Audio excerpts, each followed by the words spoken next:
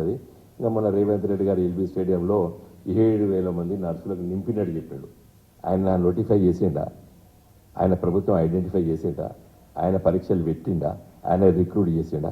సరే, ప్రభుత్వాలు మారినప్పుడు ఎవరైనా పాత ముఖ్యమంత్రి పోయి కొత్త ముఖ్యమంత్రి వచ్చినా కుర్చీ ఒకటే కదా. కాబట్టి ఆయన ఇయ్యడానికి తప్పుపడతలేను. కానీ ఒక్క మాట, ఇది నేను నింపలేదు, కేసీఆర్ నింపిండు, నేను ఇస్తున్నాను అని చెప్తే మంచుకోండు. మళ్ళీ ఇంకా 15,000 ఇస్తున్నా అన్నాడు. 15,000 కూడా గత ప్రభుత్వం నింపినాయి. అవి ఎలక్షన్ కోడ్ వల్ల ఆగినాయి. పోలీస్ కానిస్టేబుల్స్ అది గత 1.5 years నుంచి వెళ్ళి రన్నింగు, తర్వాత ఫిజికల్ ఫిట్నెస్ ఇవన్నీ జరిగి పర్ఫెక్ట్గా ఇప్పుడు లెటర్లతో సహా వాళ్ళకి రెడీ అయి ఉన్నాయి పోస్టింగ్ ఆర్డర్స్. అవి కూడా కేసీఆర్ గారి ప్రభుత్వమే ఇచ్చింది. నువ్వు అంటే రేవంత్ రెడ్డి గారు ఇప్పుడు ఈ 60 ఉద్యోగాలతో స్టార్ట్ చేసాడు. ఇలా ఈ ప్రెస్ మీట్ పెట్టడం కారణం ఏంటంటే బోని మొదలుపెట్టాడు. 2 లక్షల ఉద్యోగాలని చెప్పి 60 ఉద్యోగాలతో బోని పెట్టారు. తప్పులేదు, 60 నేనేం తప్పుపడతలేదు. కానీ ఈ 1,99,940 మాత్రం ఒక నెల రోజుల పాటు ఐడెంటిఫై చేసి ఒక గీ డిపార్ట్మెంట్లో గిన్నె ఉన్నాయి, గీ డిపార్ట్మెంట్ అని చెప్తే పిల్లలు చదువుకుంటారు. మీరు అన్నట్టు December 31, 2024 వరకే ఇవ్వండి. ఎందుకంటే అంత తొందరగా జరగలేదు, నింపలేము. నేను కూడా ఒక మన రాజకీయాల్లో ఉండొచ్చు, కానీ ఏది పడుతుంది మాట్లాడద్దు కదా, టైం పడుతుంది. మీరు మంచిగా నింపండి, 2 లక్షల ఉద్యోగాలు నింపండి. కానీ December 31 నింపండి. కానీ ఏ ఉద్యోగాలు ఎన్ని డిపార్ట్మెంట్లో మాత్రం ఈ ఫిబ్రవరి మాసాలని చెప్పాలి. దీని వాయిదా లేదు. ఎందుకంటే ఇది 5 నిమిషాల్లో దొరుకుతుంది లెక్క. ఏ డిపార్ట్మెంట్ ఎన్ని ఉన్నాయి అనేది మీరు చిత్తశుద్ధి నుండి మీరు మీ చీఫ్ సెక్రటరీ డైరెక్షన్ ఇచ్చి మీ అన్ని డిపార్ట్మెంట్లో ప్రిన్సిపల్ సెక్రటరీకి డైరెక్షన్స్ ఇచ్చేసి వాళ్ళు మీటింగ్లు పెట్టుకొని వారం రోజులు రమ్మంటే వాళ్ళు వారం రోజుల కూడా లెక్కలు పట్టుకొని వస్తారు ఇన్ని ఉద్యోగాలు ఖాళీ కూడా అని చెప్పి. ఎందుకంటే కోదండరామ్ గారు, రేవంత్ రెడ్డి గారు, బండి సంజయ్ గారు 2 లక్షలు నేను చెప్పాను కదా. కాబట్టి అవన్నీ ఐడెంటిఫై చేయండి, మంచిగా ప్రకటన చేయండి, పరీక్షలు పెట్టండి, పిల్లల్ని రిక్రూట్ చేయండి. జై తెలంగాణ.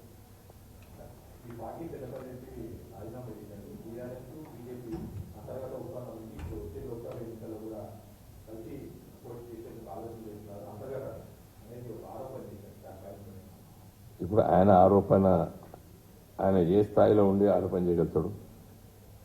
ఇప్పుడు ఆయన ఊహాజనితమైంది. ఇప్పుడు చాలామంది చెప్తూనే ఉన్నారు బీఆర్ఎస్ పార్టీ బీజేపీ కలిసిందని కాంగ్రెస్ వాళ్ళు అంటారు. బీఆర్ఎస్ వాళ్ళు ఏమంటారు, బీజేపీ వాళ్ళు ఏమంటారు, బీఆర్ఎస్ పార్టీ కాంగ్రెస్ కలిసిందని వీళ్ళంటారు. నేనంటానా బీజేపీ వాళ్ళు కాంగ్రెస్ వాళ్ళు కలిసి అని అంటారు. దాన్ని నేను రుజువు చెప్తున్నా. 2019లో నేను కరీంనగర్లో పోటీ చేసిన. పున్నం ప్రభాకర్ గారు అండి, ఆయనకు అంత డిపాజిట్ పోయేంత లీడర్ కాదు ఆయన. కానీ కరీంనగర్లో డిపాజిట్ పోయింది. వాళ్ళ ఓట్లని బండి సంజయ్కి ఇప్పించారు.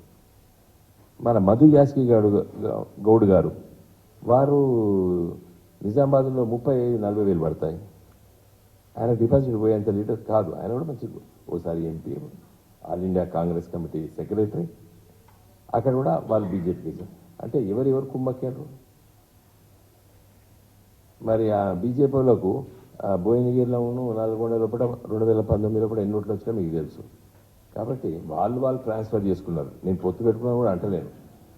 కానీ 2014 తర్వాత టీఆర్ఎస్ పార్టీ, నేటి బీఆర్ఎస్ పార్టీ బీజేపీతో కానీ కాంగ్రెస్తో కానీ మేము పొత్తు పెట్టుకోలేదు, పెట్టుకోము కూడా. ఇలా వెంకటేష్ గారు ఆయన పార్టీ మారాలనుకున్నాడు, మారిండు. దానికి ఆరోపణ చేసేందుకు మారాలి. నేను ఉంటే గెలవను కావచ్చు, కాంగ్రెస్ పోతే గెలుతా కావచ్చు అని చెప్పచ్చు కదా మంచి పబ్లిక్. దాంట్లో ఏమున్నది? అట్లా అందరు అన్నిసార్లు గెలుతారా?